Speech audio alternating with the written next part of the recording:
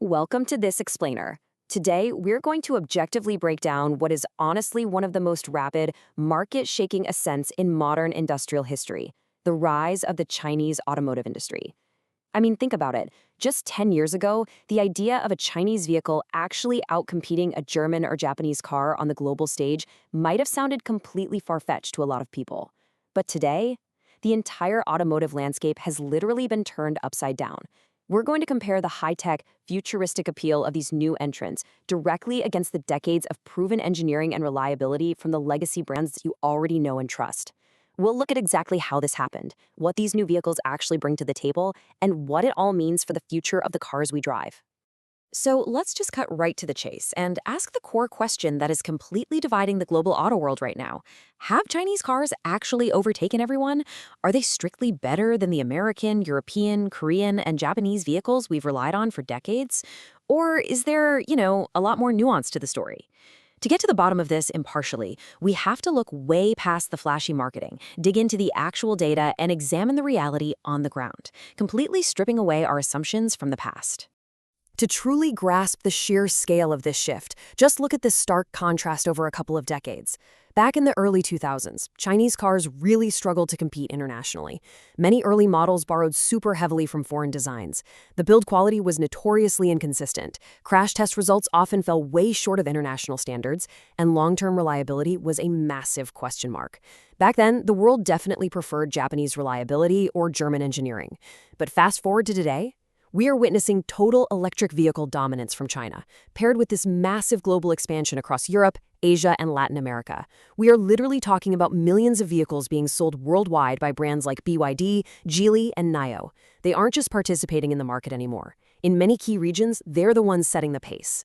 Which brings us to Section 1, from copycats to competitors. How on earth did an entire industry go from basically manufacturing other companies' products to creating world-class, globally competitive cars in such an incredibly short amount of time? Well, the answer lies in a massive, highly strategic pivot. The Chinese government and domestic automakers realized a hard truth early on. They simply couldn't beat legacy automakers at traditional gas engines. Companies like Toyota, Ford, and Mercedes literally had a 100-year head start in internal combustion engineering. So they made a really bold choice. They totally abandoned the race to catch up in gas engines. Instead, they leapfrogged the legacy brands by investing billions of dollars directly into the future.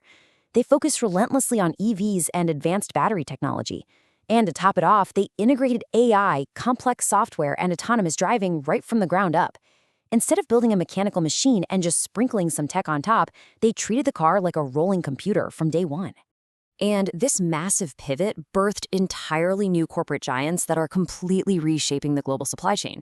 BYD, for instance, transformed from a battery manufacturer into an absolute powerhouse that now builds its own wildly successful cars and controls a huge chunk of its own supply chain. Then you have CATL, who became the world's largest EV battery manufacturer. They don't just supply Chinese brands, they're the crucial battery backbone for legacy automakers all over the world. This deep foundational investment also sparked an absolute explosion of highly competitive startups that seemed to appear overnight. Companies like XPeng, NIO, Li Auto, Zeekr, and Ido. This fierce domestic competition forced everyone to innovate at breakneck speed, leading us to today, where China builds more cars than any other country on Earth. All right, let's move to Section 2, the design and tech war. This fierce domestic competition didn't just stay in the boardrooms. It translated directly into the vehicles themselves in a head-to-head battle for your attention. If you haven't sat in one of these modern Chinese vehicles lately, you are probably in for a shock regarding the sheer level of design and material quality.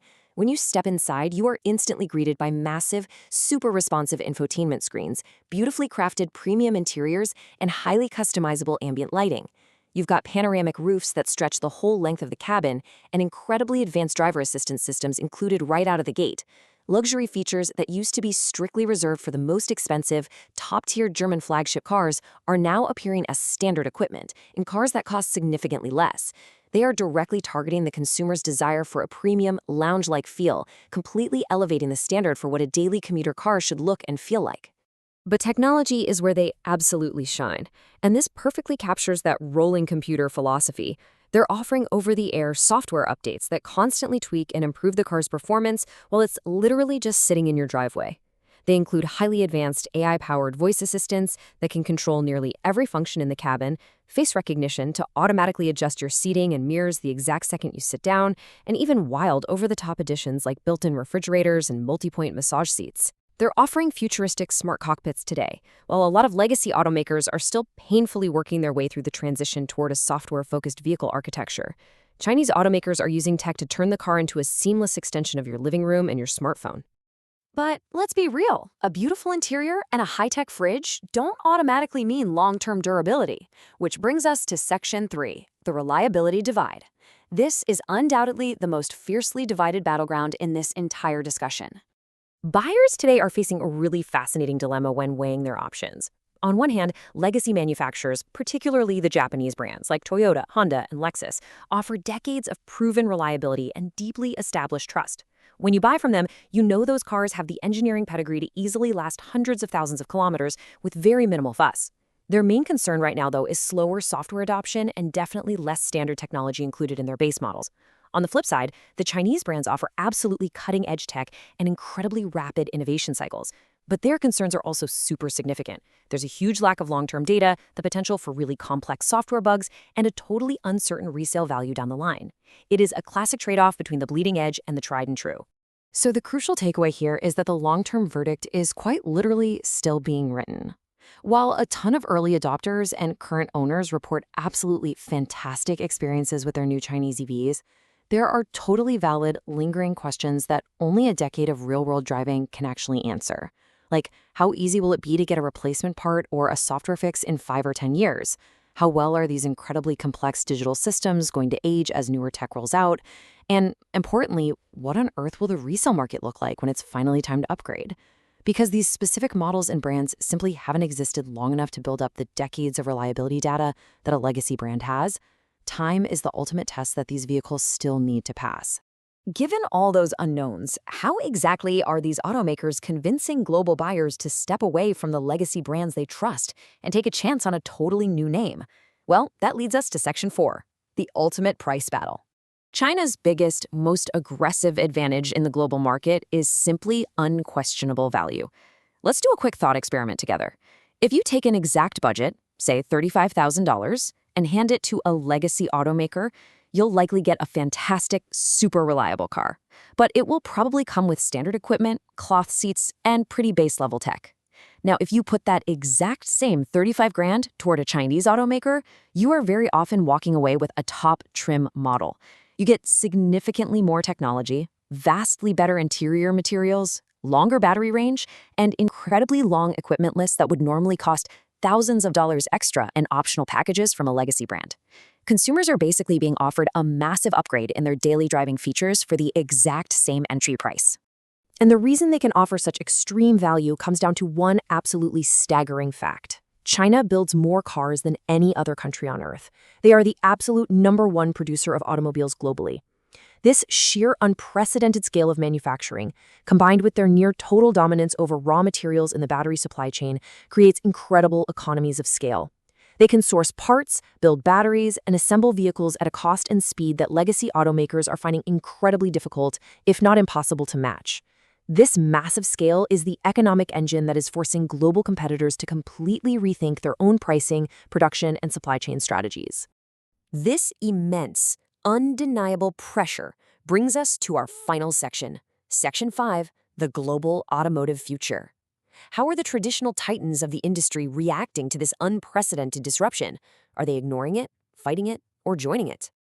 Well, the global response proves this is no longer just a simple story of East versus West. It is a desperate, fast-paced race for the future of mobility. Volkswagen, a huge historical automotive titan, is actively partnering with Chinese EV companies to share tech and stay competitive. Tesla, rather than retreating, is actually continuing to expand its massive production footprint right within China. Japanese manufacturers who definitely hesitated initially on diving into fully electric vehicles are now drastically accelerating their EV development pipelines. And European luxury brands, they're restructuring from within, investing heavily in software to make sure their digital experience matches their world-renowned driving dynamics. The entire industry is being forced to evolve faster than ever before, literally just to keep up. So, to summarize this explainer impartially, the answer to who makes the best car really isn't a simple one-size-fits-all. It entirely depends on your priorities as a buyer. If your top priority is getting the absolute most cutting-edge tech, excellent day-one value, and a highly modern, gadget-filled EV experience, you should absolutely be looking at the Chinese brands. However, if your main priorities are proven mechanical engineering, the total peace of mind that comes from decades of reliability data, and an established, predictable resale value, then you should definitely continue looking to the Japanese, German, Korean, and American legacy brands. Both sides offer distinct, really powerful advantages that cater to completely different kinds of drivers. But the reality of the market right now leaves us with a final, crucial thought for you to ponder. The world is no longer asking if Chinese cars are good.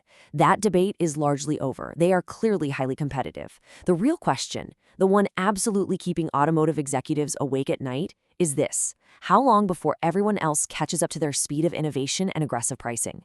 The future of the automobile is literally being rewritten before our eyes. Thank you so much for joining me for this explainer. Keep learning, keep questioning, and I will see you next time.